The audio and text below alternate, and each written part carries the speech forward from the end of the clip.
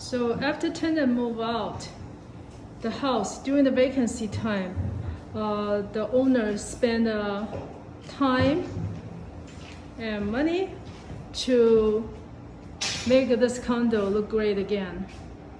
Repaint and fix the things which we need to fix for the next new tenant.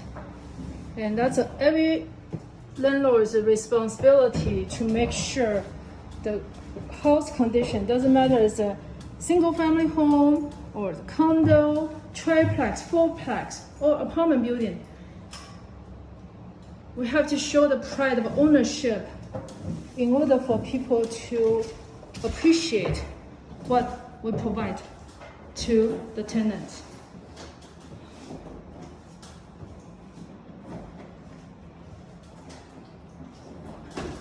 And we also will do detail cleaning, change the air filter,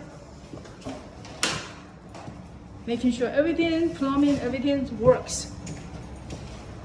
So that's the tips for all the homeowners, the investors, any owner who own the rental properties. Okay, happy Sunday, everyone.